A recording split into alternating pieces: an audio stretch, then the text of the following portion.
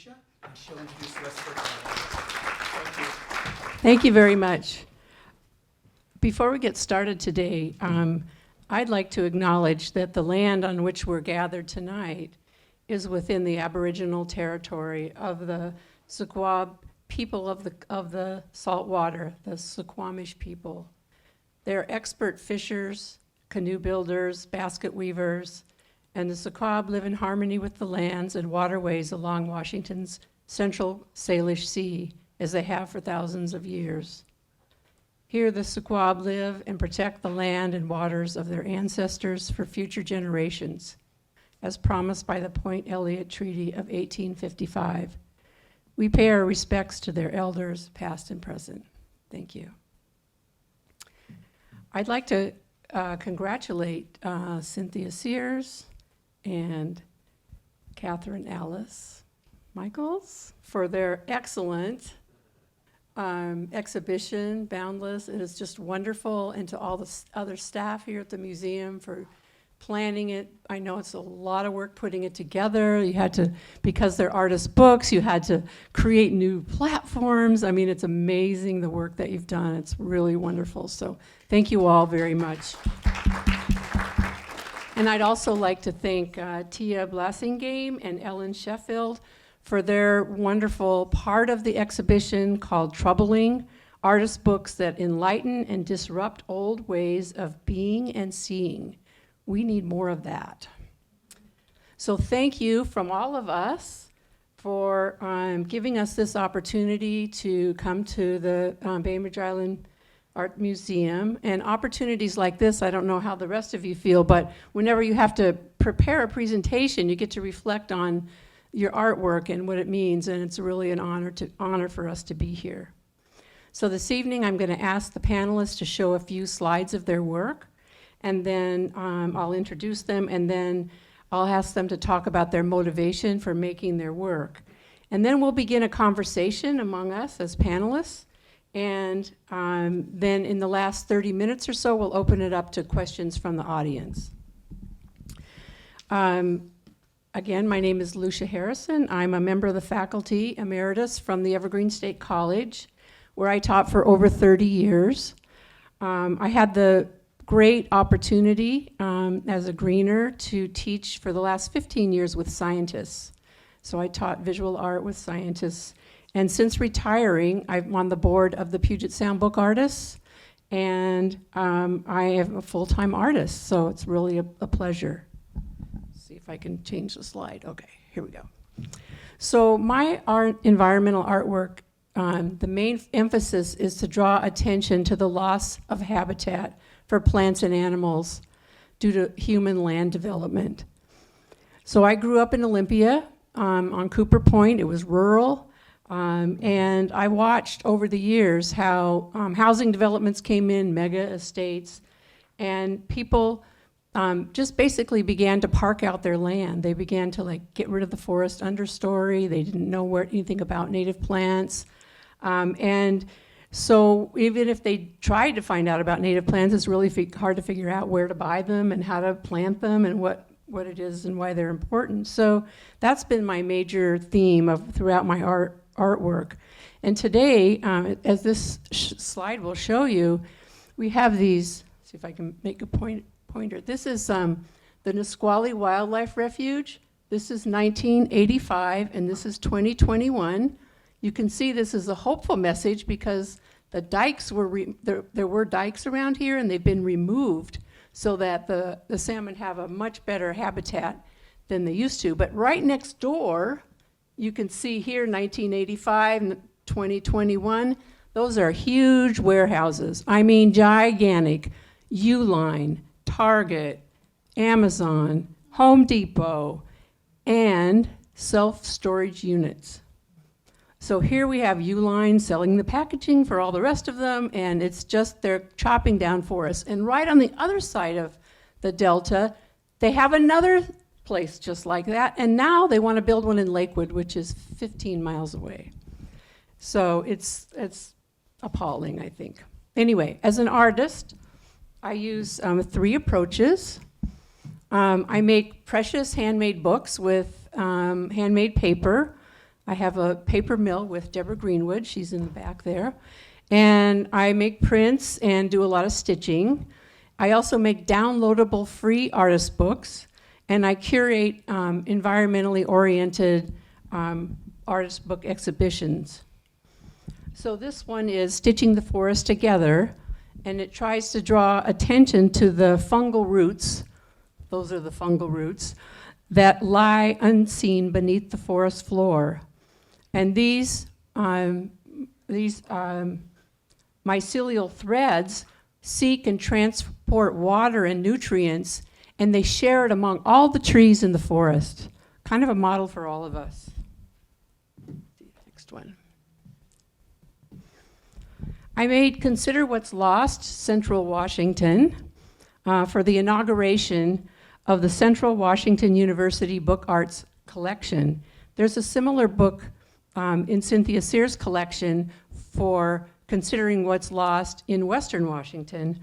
But Central Washington, they wanted that book. So I said, well, I'll make one for you that's about your area. So they have really beautiful riparian areas, ponds, shrub steppes, and they really support the native wildlife and the migrating birds. There's been a lot of disruption to the habitat in Eastern Washington due to mining, logging, you name it. The housing development, grazing, they have it all over there. And so the loss of habitat is very extensive there. So Consider What's Lost is attempt to try to introduce newcomers to the area to the native plants and why they're important. Since my work focuses on environmental education, I wanted to make sure that my artwork was more accessible to teachers and environmental educators. So I've done 2 projects that each have websites where people can download for free the artist's books. And so this one is called the Pacific Northwest Native Plant Website and Magic Book Project. And it uses artist books to entice people to learn more about the relationship between native plants and animals. And the third part of my journey is to curate themes. One thing we can do as artists is curate exhibitions on themes that we think are important. And we get to know other artists who also think they're important. So in 2015, I curated an exhibition called Dirt, which is how I met Suze. And we had poets and book artists responding to the UN Year of Soils. And my current project is co-curator with Jane Carlin, she's in the back, and Peter Wimberger from the University of Puget Sound. We got together and we recruited scientists and artists in a speed dating event. Can you imagine? Do you know what speed dating is? The boys on one side, the girls on the other. Anyway, so they met and fell in love, and that was in February 2020, and the pandemic hit, and so they worked together for the whole pandemic, usually by email or Zoom, and made a wonderful, wonderful exhibit. We didn't know if we were able to have an exhibit in person because of the pandemic, and so we created a website that has over 40 interviews with the artists and scientists in the exhibition. So here you see Ellen Solid's work with Steve Nesheba and Stephen Warren and Von Walden, scientists. It's about ice crystals and cirrus clouds, which are an important element in climate change. And then below you can see part of Luca Bean's work called The Making of a Meadow, about the Union Bay natural area in Seattle, where it used to be underwater, then it became a garbage dump, and then it was turned into this beautiful restored area. So, hopeful signs. And I'm really proud that the other panelists here are all represented in the Science Stories exhibit. So, next, I'd like to introduce Shuju Wang. I first met, well, let me get her slide up. I first met Shuju through a presentation she gave for the Puget Sound book artists at a book arts symposium sponsored by the Collins Library at the University of Puget Sound. Shu-Ju is a painter, a printmaker, a book artist, and an installation artist, and a history buff, I would say. She has an interdisciplinary background in technology, science, and art, and these feed her exploration of many themes, such as water, migration, memory, local natural history and land development, and the impacts of human consumption on the environment. She weaves together detailed historical research with her personal experience to create work that contains multiple voices and viewpoints. She's currently a artist in resident at the Portland Chinatown History Museum, and on her website, I'll put those up later, she's incredibly generous about sharing her documentation of her personal journey learning about Portland's Chinatown history, as well as her process examining how to work towards more public engagement with environmental issues. So Shu-Ju, you're on. Thank you. You make me sound so good. You're hired. So thank you very much. Cynthia and Catherine, I haven't had a chance to look at the exhibit, but I'm very excited to be part of it, and I will be back to spend another day here to look at it. And thank you very much for that very generous introduction. And I just want to apologize in advance if I get a little tongue-tied, because I haven't had any conversation at all much for the last 2.5 years. So we'll see how I do. But anyhow, this is O, the letter O. As in the O horizon, or, oh, I get it. It's a moment of clarity. So this book actually happened when I was doing my research for Castor and Sapien, which is my science story project that Lucia curated, and my collaborator is Peter Wimberger. And while I was doing the research for Castor and Sapien, I was looking at soil health, soil conditions, soil restoration, and I came upon the O horizon, and it was a term that I had never heard of before. And I just thought that was such a lovely term, so beautiful. And what that is, probably everybody else already knows this, but I have to go through my spiel. It's the layer of organic matter that sits on top of your soil. So it's dead leaves, twigs, branches, decomposing branches, dead insects, and it's a really vital layer. It provides nutrient and shelter for organisms, and they in turn feed the soil. And then O, because I like to tell two stories at the same time that are related. And O, as in a moment of clarity, it's that, I get it, that moment, whether you're getting it from a book, from a lived experience, when you suddenly understand something, and whether it's an unhappy or a happy event, that enriches our personal lives, our personal growth. So I combined the two narratives in this book, O. And 99% of this book came from materials that were literally the O horizon in my studio. And then I drew on top. Next slide. Superfoodland. So, O is in the small room, Sherry Grover room. And Superfoodland is in the other room, and this is part of the exhibit that Tia put together. And I am so happy that it's in Cynthia's collection. This was the first game that I made, and to me, a game is a book that several people read at the same time. Mostly reading is a very solitary experience, but a game you read with somebody else. So Superfoodland looks at, I'm gonna have to read my notes. Oh yeah, looks at eating trends and the consequences. So, it seems like every few years we're being told that such and such food is a superfood and that you should eat a lot of it to, better your health. So there are consequences to this, both in that it promotes monoculture. Suddenly, a food item that was maybe a subsistence food suddenly becomes widely grown, becomes a monoculture. So that's an issue in terms of agriculture. And the other one is that doesn't get talked about as much, and I want to mention here, is that the indigenous people that initially cultivated that crop suddenly now have to grow this as a product, and they're paid to grow this product. Then they take this payment, they go and buy their food instead of growing their own food.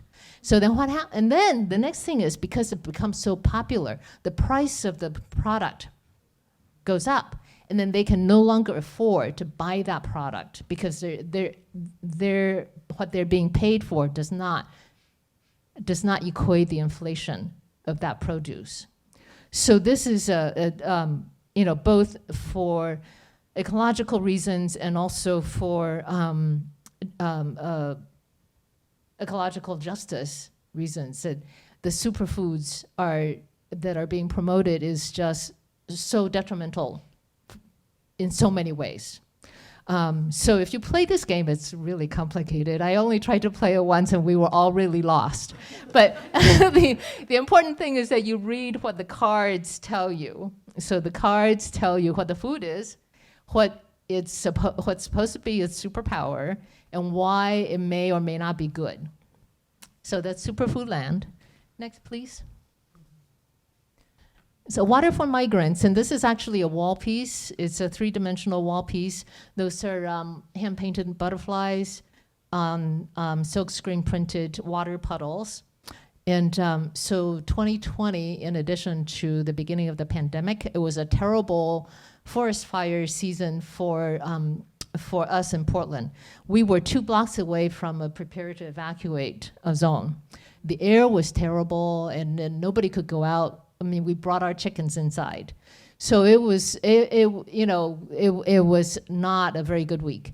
And understandably, people were calling for everyone to put waters out, for bowls of water for wildlife, and this was end of August, beginning of September, so it was during migration time for the monarchs. And so there was a lot of, please put water out for wildlife, whether it's squirrels, deer, or butterflies. And everybody just did it. There was it was so uncontroversial that you would do this thing. But at the same time, people who were leaving water out for migrants in the Sonoran Desert were being arrested for the same action. So this piece has no words, but the title is Water for Migrants. Again, it's the 2 stories, and I really like that 2-story thing. So next slide. This is Castor and Sapien, my book for a Science Stories project, and I collaborated with Peter Wimberger. So this one is a little special because I tell 3 stories instead of just 2 in this book. So the 3 parts, I look at the long history of humans' hunt of the beaver. We hunted beavers to near extinction in Europe and in North America. And that was very damaging to our environment and the ecology because beavers are a keystone species. They create a whole ecosystem for a lot of different species. And we actually realized this pretty early on, and restoration efforts have been ongoing for over 100 years. But we have a lot more to do. So as I was doing my research for this project, I started to look around in my yard. I'm a gardener, and I've been gardening in my yard for about 30 years. And I've not been a very studious gardener. I just kind of, I like this plant, I'll put it here. If I get the sun, shade, wet, dry thing right, then I was happy. But once I started to do this research about restoration, I started to get much more serious about looking at my garden in a different way. So I started this restoration project for my own garden. And that's the story that's kind of in between the historic story of the beavers then my story of the restoration, and then our restoration efforts of beaver ecosystems. Next, please. Am I going on and on and on? No. Just give me a kick. Okay.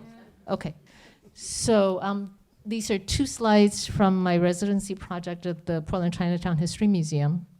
So I've done several projects on rivers and creeks of Portland.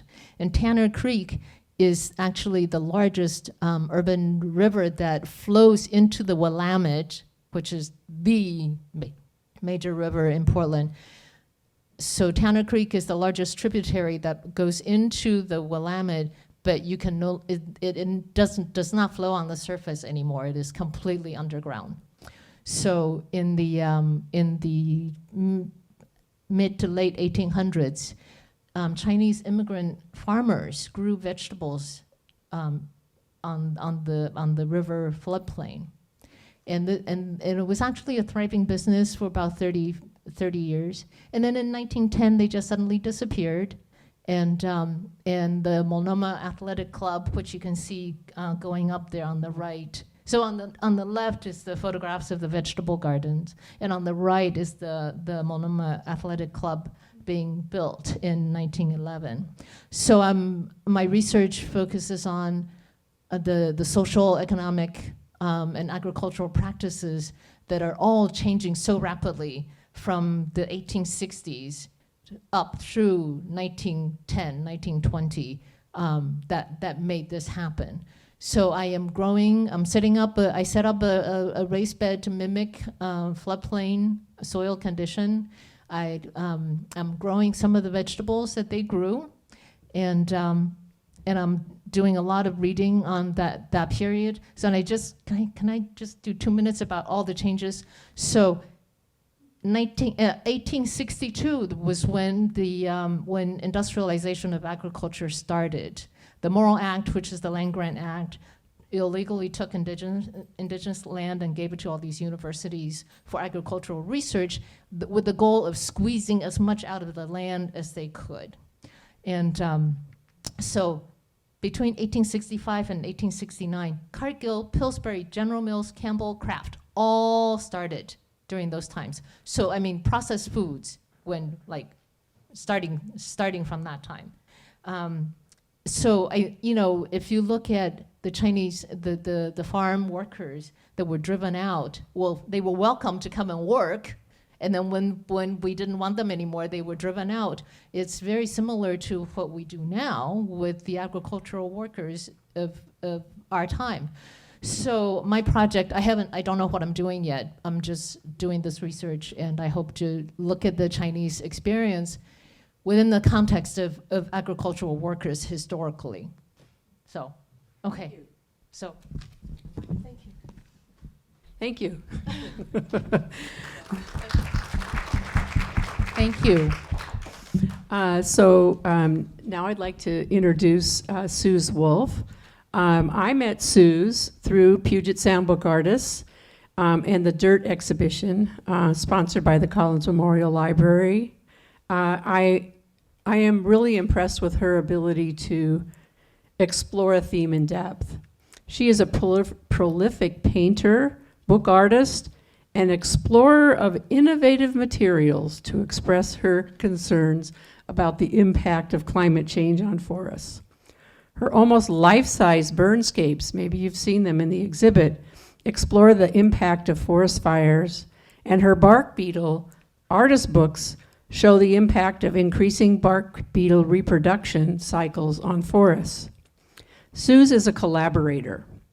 Her long-standing work with forest entomologist Diana Six from the University of Montana and her work with Lorena Williams, a wildland firefighter and author, are but 2 examples. Suze has been awarded some of the most prestigious national park residencies, including Zion National Park, Glacier National Park, and North Cascades National Park. Hundreds of people apply for these residencies.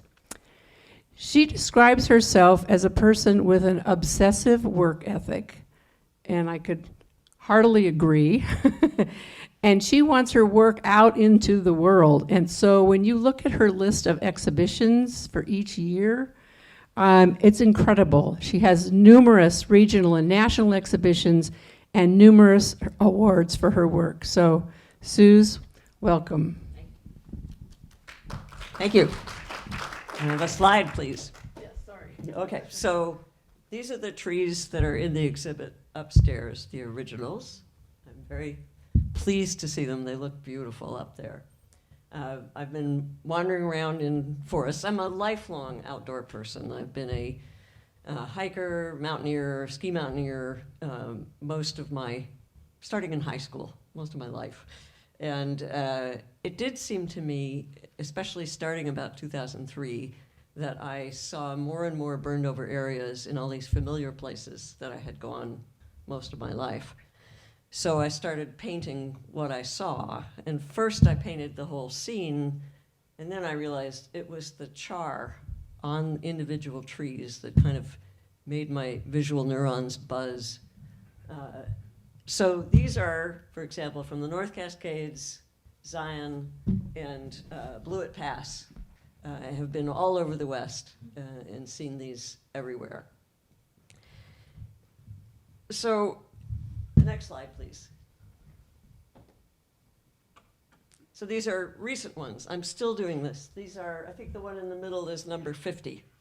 So it's about 14 years now. And there's no shortage of material. The thing that I really do like, they end up going to all kinds of places, and I end up getting to talk to all kinds of people about them. And that's really my goal. Next. In fact, and there's one example upstairs here as well. I've had a number of them printed on fabric in 3 layers and hung in a grove. And as Lucia said to me the other day, it really is a book, because the wildland firefighter, Lorena Williams, and I, you could see there's text on the backs of some of these. And I was thrilled when I saw this photo. This is the James Museum, and I think it's St. Augustine, Florida. And it's clearly not staged just by the people's dress, and they're deeply involved. So this is very, very gratifying to me. Next.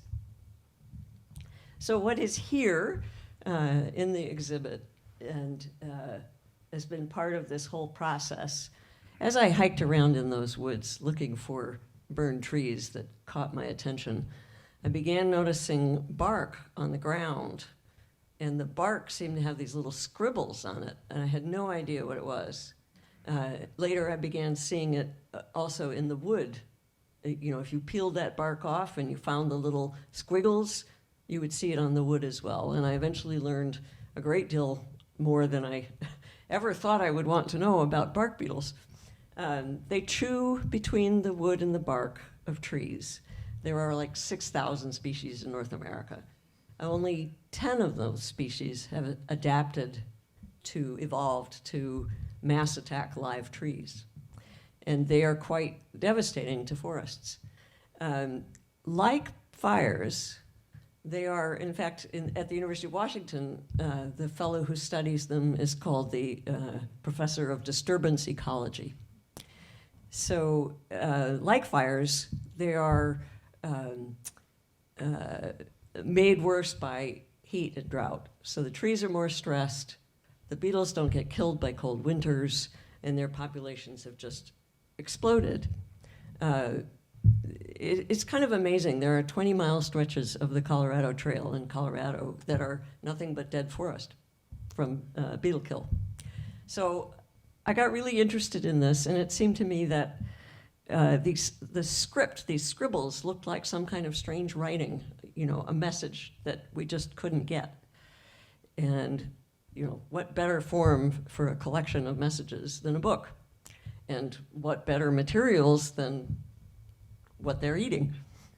So that's where this series began. I think I'm working on volume 39 now of that series. So I do get obsessed with a thing. But I also think that, for me, iteration is a form of inspiration. that I get the next idea from the last one I did.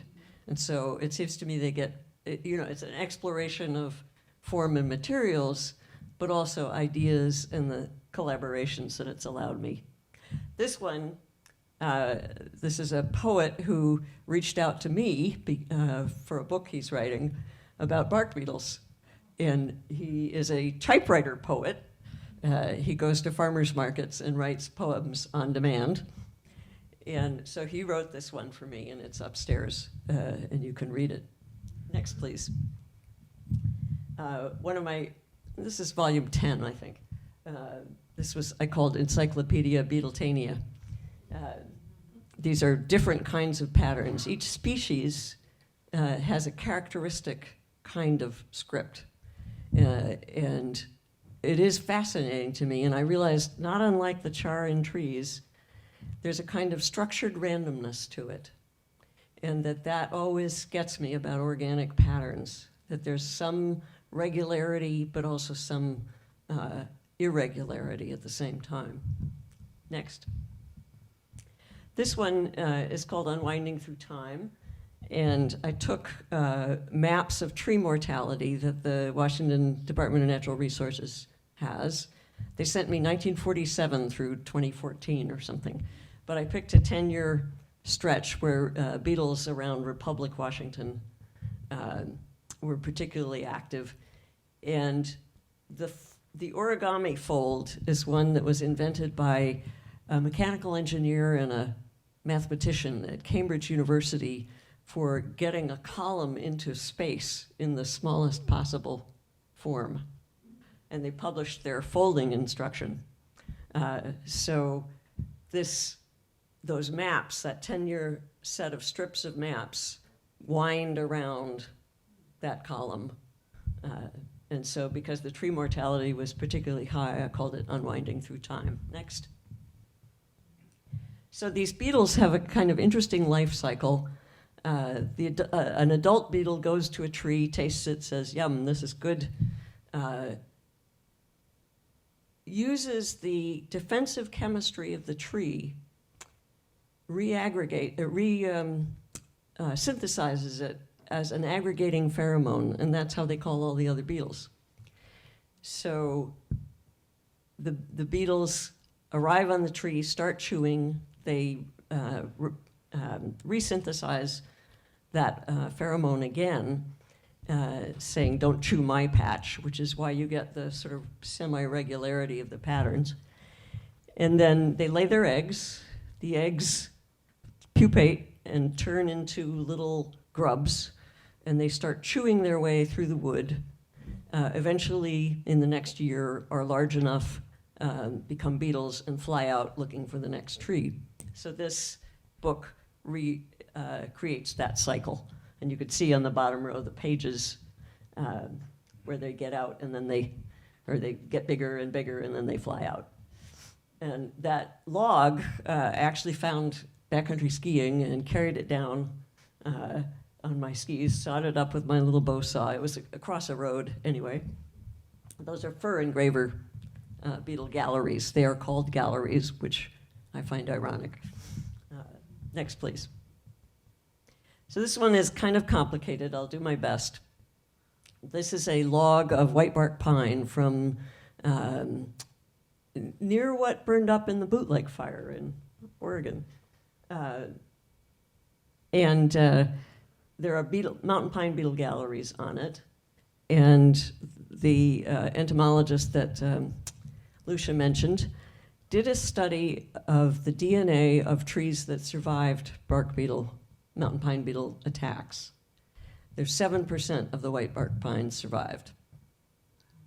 And what she discovered was that the defensive chemistry of the tree that the beetles resynthesize, the more of those defenses the tree makes, the more obvious they are to the beetles. That's what the beetles sense. So the quiet trees, if you will, are the survivors. So 7% of the pages in that book are dark, are quiet, and that's why. And the graphics are, which Bonnie Norman Thompson printed for me, thank goodness, are beetle galleries made by mountain pine beetle from those sketched from that log. And the CATG base pairs of the messenger RNA that turns on one of those defensive chemicals. So if you think about trees, you remember turpentine comes from trees. They have some pretty strong volatile organic compounds, and that's the gene for turning on one of them. Next. If I've got a next. Nope. Thank you.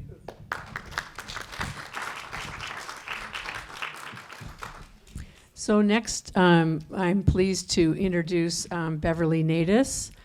Beverly is a prolific artist, writer, educator, and activist extraordinaire. I first met her when she visited the Evergreen State College some 22 years ago. Beverly engages in audience participatory installations. She does photo text projects, and she makes artist books. All of them are thematically related to the link between social and ecological issues, which is at the core of environmental justice. Her artwork has been discussed in some of the most influential books about art and ecology and is internationally recognized. Beverly believes that the personal and collective trauma can be healed by storytelling and creative activism. She's a visionary, and we need visionaries.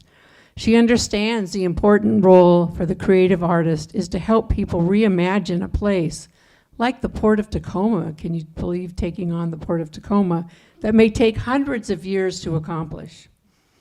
In 2020, she retired from the University of Washington Tacoma campus, where she created an innovative interdisciplinary studio arts program for social change and healing.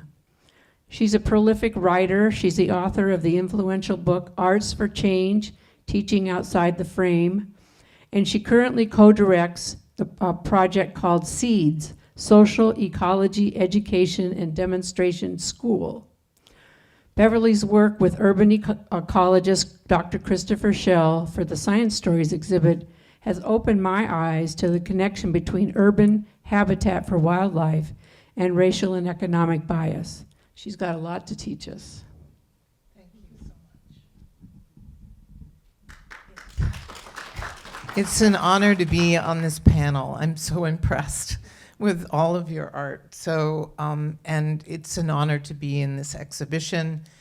I, like many of you, this is my first time speaking in person for over 2 years. So it's odd to actually be able to see the people without a screen in between, and I'm thrilled about it. The last public presentation that I did in person was at the Sichuan Fine Art Institute in China, where they were creating an ecological art program, and I dodged a bullet because I left China 2 weeks before the pandemic broke out in Wuhan. So this is a great place to inaugurate speaking in public again. I'm starting with this project, Whose Streets? This artist book was a kind of a natural for me when I discovered Christopher Schell's work about urban coyotes and how he connected that to gentrification and racism, our fear of a species that belongs in our cities. It's not an invader. I thought, gee, I need to ask quite a few questions in this artist's book. Next slide. So who is the invader is the main question that I wanted people to engage with. Why do we perceive coyotes as dangerous when they perform a task which is crucial to the ecology? They eliminate pests like rats. And why do people think it's okay to kill them? In the same way, why does white supremacy think that it's okay to kill people who look different from them? And so that question by putting the coyote in this format, like they are in a lineup at the police station, was something that I hope people would be able to recognize. I like the way you talk about two stories in one piece, and this artist book definitely has two stories in it. Next slide. Here's Christopher Schell. He was teaching on the University of Washington Tacoma campus when this project started, and he was mentoring a lot of students of color in urban ecology, and very important role to play because there have been so few black scientists who've entered, been allowed to enter academia. And here I say in the bottom of this box, where the book is located, his research inspires us to see urban coyotes as teachers of adaptability and resilience. We need to shift our attitudes to this clever carnivore for more skillful coexistence. Habits of prejudice and systemic discrimination also influence our behavior towards fellow humans. Structural racism and ecocide walk hand in hand. Collective action is needed to overcome them. Not many people were able to make that connection, but one thing I should mention, the term social ecology may not be familiar to everyone, but it is a philosophical point of view that we cannot solve the climate emergency and ecocide without addressing things like white supremacy, colonialism, patriarchy. They're all embedded with each other. The way that we feel disconnected from nature comes from those systemic forms of oppression. And so Christopher's work was just perfect for someone who I taught at the Institute for Social Ecology for 10 years, 10 summers, and got to work with activists from all over the world who were doing projects to reimagine how our society would look without capitalism running the ship. What would it look like if communities came together in non-hierarchical ways to organize themselves, to restore damaged ecological sites? And so, next slide. In 2016, my family moved from Seattle, where we'd lived for 5 years, we could no longer afford it, to Tacoma. I triangulated the Salish Sea because my first 8 years in the Pacific Northwest were on Vashon Island. So I have to say that I am happiest in Tacoma. It's the least pretentious part of the Salish Sea I've found thus far. There are good people everywhere, but when we moved to Tacoma in 2016, I discovered there was a group fighting the building of a methanol plant, and they were successful. And I was amazed by how well organized they were. And 350 Tacoma was one of the organizations that was working in coalition with the Puyallup activists from the Puyallup tribe, and many indigenous activists were involved in fighting it.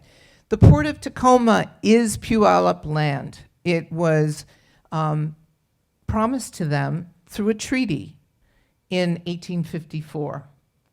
It has been violated thousands of times, and what was an estuary of the Puyallup River has become multiple Superfund sites.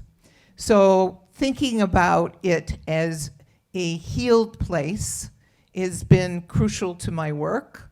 The painting up above is what it looked like before, and when we arrived in Tacoma, they were talking about putting in the Puget Sound Energy's LNG refinery, and 350 Tacoma was working very intensively with many organizations to prevent the building of this plant. It will hold 8 million gallons of fracked gas.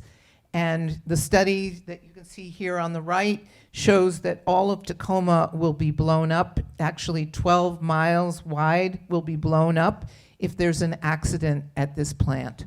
Next slide. So I started running workshops, which I called Extreme Makeover, reimagining the port of Tacoma free of fossil fuels. And people took photographs of the plant before it was completed and tried to reimagine or repurpose the tank. Next slide.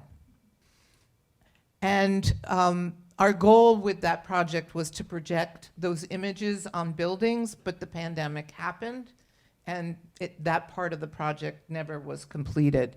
So more recently, during the pandemic, I decided with my partner, Bob Spivey, to launch a project in our neighborhood to create more conversation about the environmental crisis and the effect the pandemic was having on all of us. And we created a story hive for the intersection near where we live. About 15 neighbors participated in the building of this. Next slide. We use permaculture design techniques and asked people, how are you navigating this time? What skills have you learned? What challenges are you still facing? And what do you imagine we can create now?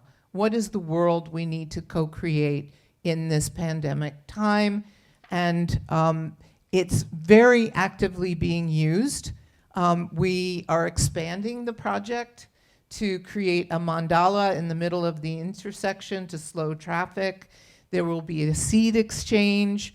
There will be other mutual aid projects, a bulletin board where people can ask for help.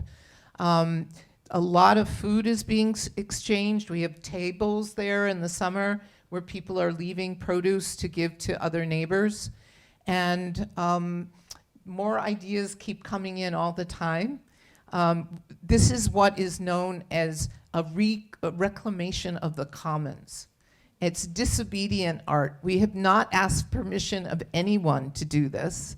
And my neighbors seem to be into that. The kind of healthy mischief that needs to happen in a time of environmental injustice. And we're hoping to encourage people to build story hives all over Tacoma. And we have a website, tacomastoryhive.com, to inspire people to do it all over the world. And to me, this is a very important, crucial part of environmental justice, doing actions that are about reclaiming space, squatting on corporate land, developing new kinds of things to prevent pipelines, to prevent building of warehouses in Lakewood. We need people to take the risk to do that kind of work and to make it joyful and playful so that people know that taking these kinds of actions are part of what needs to happen now. Thank you.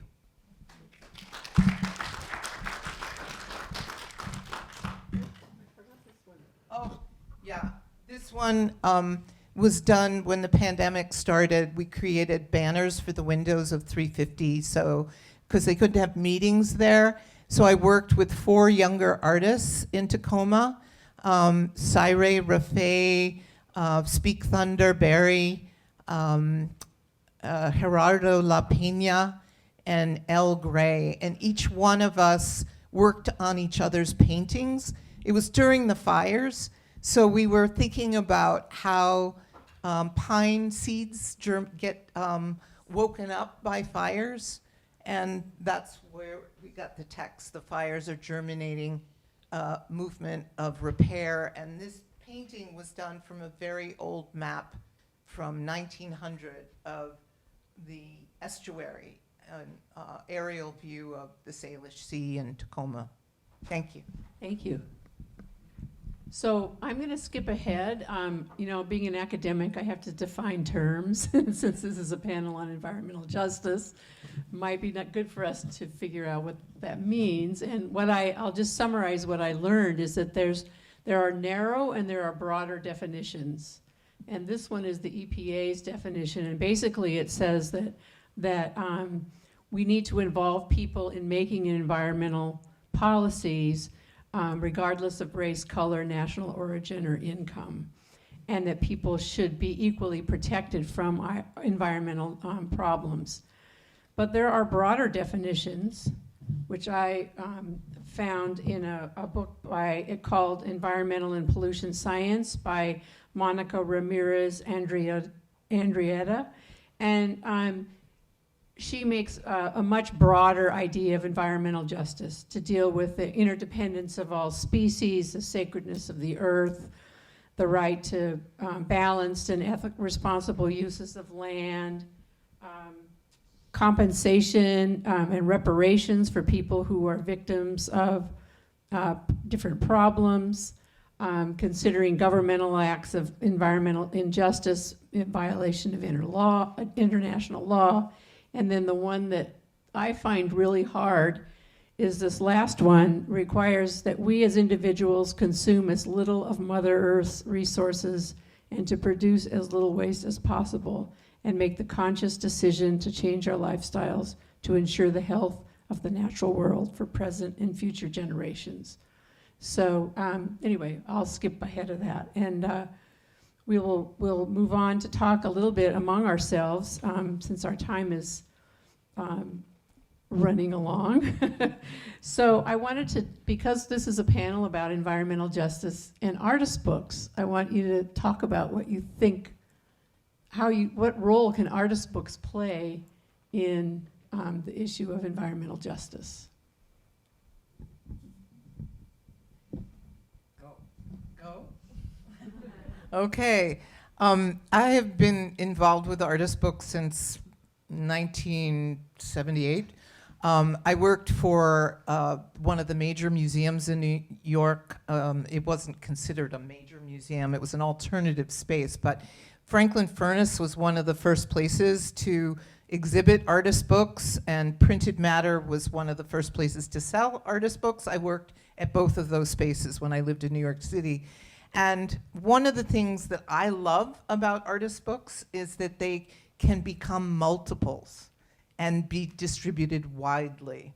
So one of my goals with Whose Streets is to make a multiple out of it that anybody could buy for like $5. And it will get around to students and reach more people that way. And also it's on the web, so it's reaching people there as well.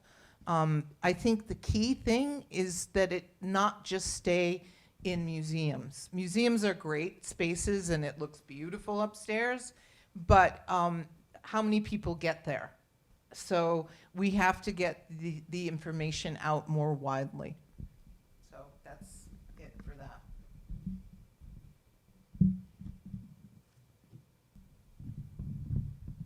When I thought about the question of what does environmental justice mean to me, I thought about it two ways.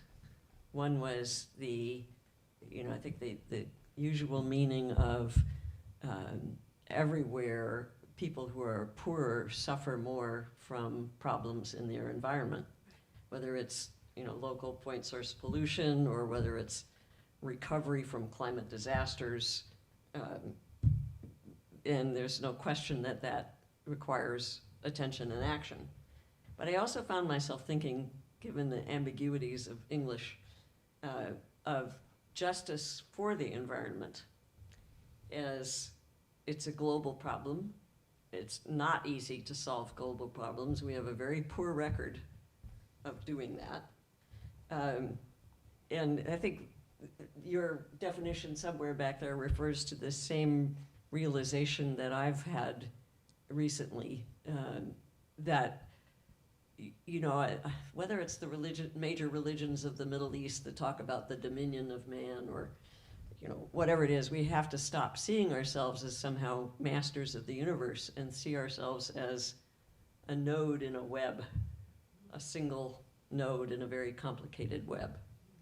And how artist books come into that, since I make unique ones that cannot easily be reproduced, I can't answer on about getting them distributed widely. But they do give me a great excuse to talk to people. I've been very excited. I had an occasion to exhibit at the King County Library, and it was a choice between a gallery or the library. And I went for the library because I knew so many people would see it that way.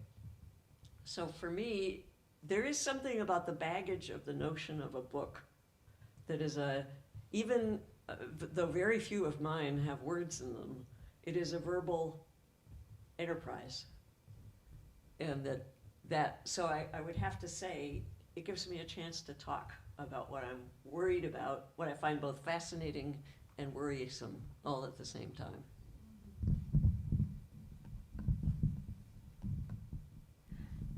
So for me, the multiple is an attraction, although both pieces of mine in the show are one of a kind. But most of my books are done in multiples. In Castor and Sapien, the book that I did for Science Story, I also have a free version that people can download and make for themselves.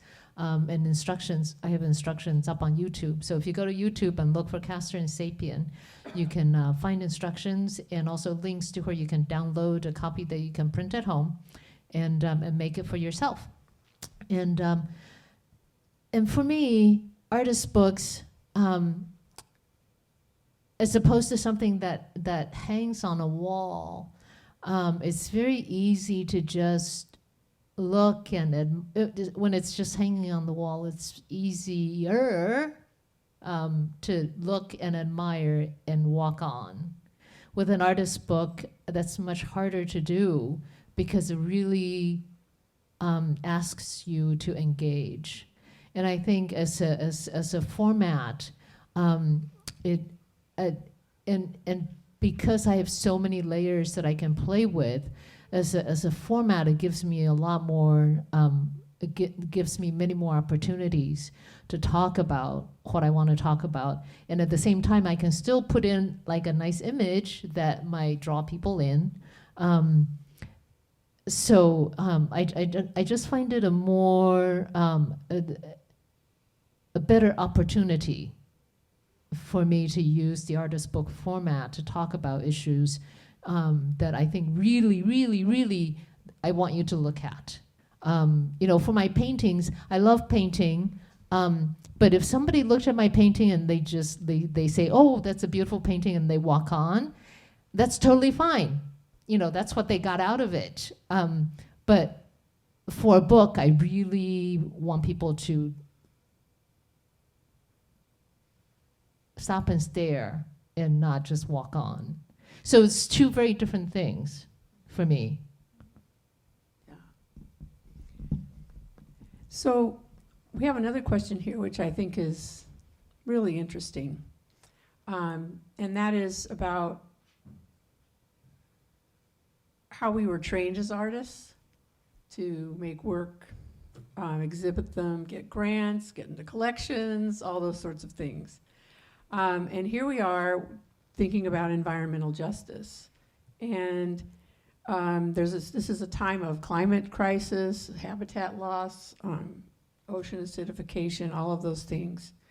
So how are you thinking about that paradigm? Are you thinking about, I know Beverly is challenging that paradigm, and she's written about this, but I think, I'm just wondering if you're rethinking your approaches or trying to get like multimodal approaches so that you can somehow get your work out, try to make a difference. I don't know.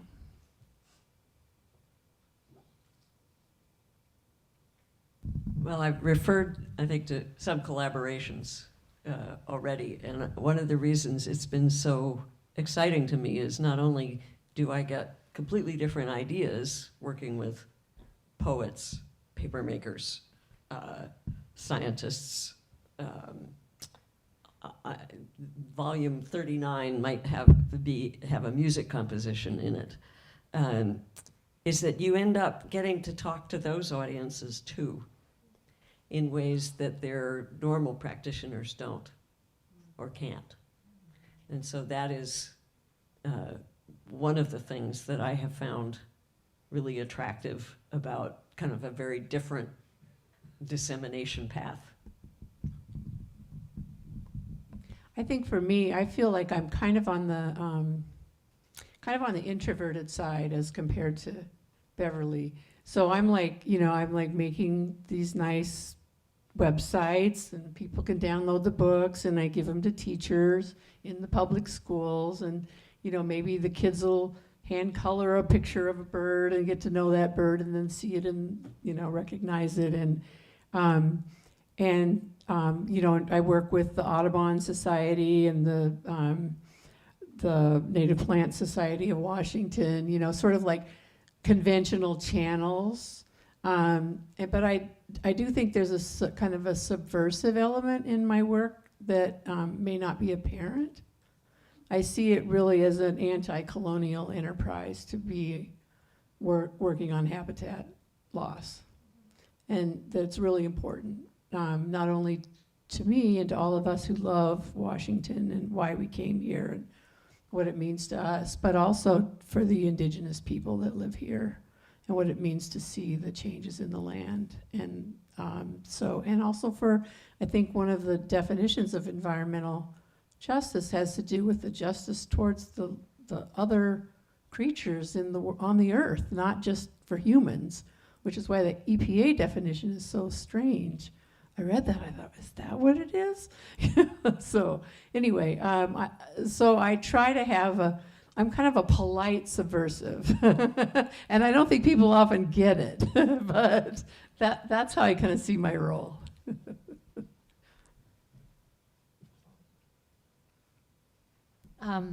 So this was a question that Beverly posed, and I really struggled with as well.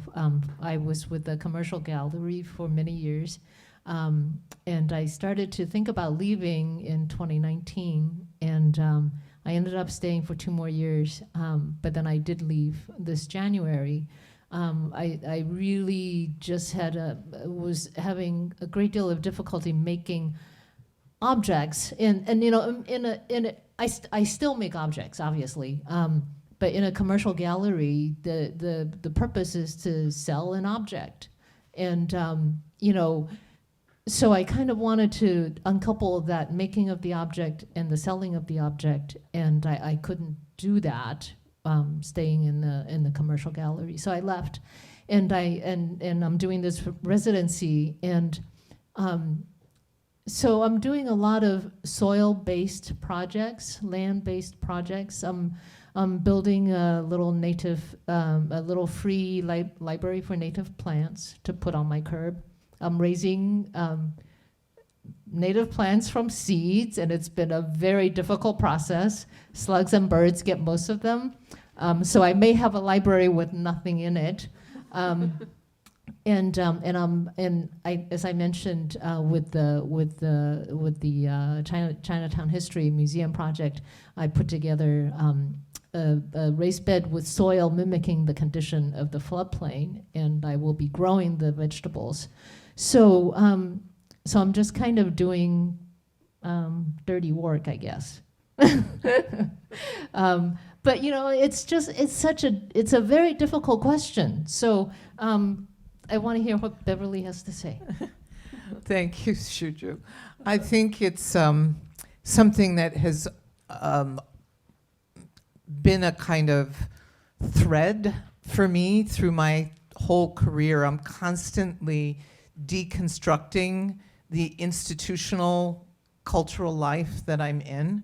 So I left the New York art world at a time when I was getting a lot of recognition, because I didn't want to be a product in a gallery. I didn't want to be someone who was putting out a brand. And I get invited to these parties where people were talking about their real estate investments and their problems with tenants. And at that particular moment, Reagan was talking about, bombing Moscow. It was the 80s. And, it's like, are people aware of what's going on in the world? They're aware about, making money, but do they understand the system that we're living in right now? And I chose to go into academic life so that I could work with students to open their eyes wider. But now that I'm retired from academic life, I've discovered that I'm decolonizing from that as well, because I really believe that everyone in our community has a creative voice. Everybody has a story. And as the system continues to collapse, because I see that we are in a moment where we're witnessing different parts of our system collapsing, artists are really crucial people because we know how to facilitate the imagination. We know how to heal our own traumas through making beauty and poetry, and we can help others to find their voices and to tell their stories. We can create games for people to play so that they can find their inner truth, their, interconnection with the soil and be in present moment rather than catastrophizing. Because I'm noticing the media really is pushing us into this catastrophic place, and there's another place we can go, which is a place of how do we create new growth out of the compost of this time. It does not have to be Blade Runner or any other dystopic film. It can be something that artists can help imagine. And my neighbors are just as gifted with that imagination. So, and as artists begin to develop more permeable egos, because most of us are trained not to have that, we can work with collaboratively with whomever, whether it's scientists or librarians or people who are growing food. We need to be able to create projects together. And I want more and more people to be thinking this way, because I think that's how our species will survive this time. Thank you. So we have, I'm going to see if there's some questions right now from the audience that you would like us to discuss, and see if there are questions. If not, I'll ask more questions. So, does anyone have a burning question?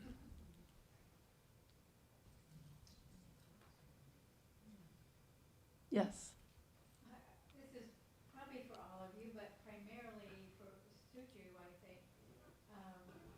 You do a lot of research to get to develop the piece, to identify the issues that you're going to talk about in the piece that you're creating. But I'm wondering if you also think about how to get, not going to say this very well, but how to get those stories into the heads of the people that see peace. Because they see the final piece, but is there a place they could go to also see the story that you learned to get there? Am I making that question clear? It's a little bit like the last question, but also different, have more specific to the stories that you learned and you're trying to convey. I think, so I think Castor and Sapien was probably the first book where I felt that was really important to get that information out. I've done other projects before where I obviously did a lot of research, and they were in exhibits where I really tried to get people to play the game. Superfood Land was one that was in an installation. I really tried to get people to play the game. But in terms of the amount of research that was done, Castor and Sapien was probably the most heavy-duty research I did. And I created this free version so that I could get more of that out there. And I don't know that I will be able to create free versions for everything that I do, but that's going to be something that's on my mind always going forward. You know, I'm not a natural born teacher. You know, I'm kind of an introvert. So yeah, so it's not really that easy for me. But some issues are really important, and like I say, this concept of doing something for free, and actually asking people to make it themselves, I think, so that they have that investment. That's going to be on my mind always going forward. I also think if you go to Shuju's website, she has a, what do you call it, My Journey? Is that it's called My Journey. Anyway. It's a study of home. Oh, a study of home, yeah. She, and she's going to be teaching a workshop about how to do this in the fall for the Puget Sound book artists. It'll be partly Zoom, partly in person. But anyway, she has a marvelous thing she's doing there. She's really blogging about the things she's discovering as she's doing the history research. And not only that, but she has a section about how she wanders around the neighborhood. And so she has photographs of the birds she saw and how many species she's seen within 100 feet of her house and all these really interesting details, you know. And I think it's just really generous of you to you know, to share that kind of process on your website. So that is actually one way that I'm hoping to, you know, to help get the information out. And, you know, people make fun of Nextdoor, but I put this stuff on Nextdoor and people love it. And it gets people talking and they say, oh, we're going to start doing that, or I'm going to do that with my kids. So it's a, you know, if you don't like Nextdoor, this is what you should be doing on Nextdoor. You know, it's really a great game changer. I have had such good response. I got so much information about local history for Castor and Sapien. I posed a question about the local development history in my immediate neighborhood, and I had hundreds of responses. People posted pictures for me, like old photographs of the neighborhood. So, like I say, if you don't like Nextdoor, this is what you should do. So, yeah. Do we have more questions from the audience? Yes. My question is for Beverly. You talked about the mandala in the center to slow traffic down. What is the function or the purpose of the structure that you built on the street corner? The structure on the street corner is called the Story Hive, the Tacoma Story Hive, and it asks people questions, and then there's inside the hive, there's paper, and there what look like honeycomb inside, and people place their stories in there, and neighbors have been transcribing what people leave and putting it on the website. So it's a way for people to communicate with each other, and we're going to have events as the weather gets nicer, so that neighbors can talk to each other and learn more about each other. In many neighborhoods, people don't know who their neighbors are. And if there's an emergency, you need to know who your neighbors are. As soon as the pandemic happened, my husband and I walked around the neighborhood. We lived there for 5 years, but we didn't know everyone. We only knew a handful of people. And we brought our phone number to everybody's home and said, if you need something, text us. And, you know, it seems just simple. You know, I'm also not really an extrovert, although I may appear like one. I think I'm an introvert as well, but I know I need the community if I'm going to survive. And I don't have enough skills to make it through a time without water or without heat or with other kinds of things going on. I need all the complementary skills that my neighbors have. So that's why we created the Story Hive. And it wasn't my design. It was designed by a whole bunch of people who didn't think they were artists. So that's what's wonderful to me about it. I can't claim it as my artwork. I just facilitated the energy that made it manifest. And most of the materials were scavenged.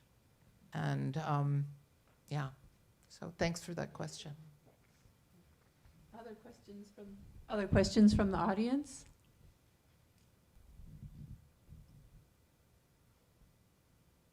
Well, I have a question.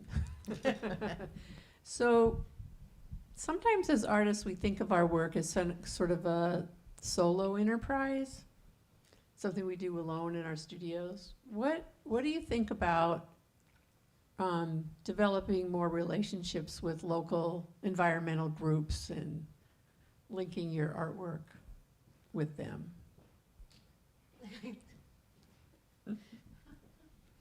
You're looking at Build- me. So. Building coalitions with, letting other people, you know what I mean. Yeah. So I have approached our local Friends of Tryon Creek. It's a local state park very close to me. And so I approached Friends of Tryon Creek to do a project with them. And we've talked back and forth.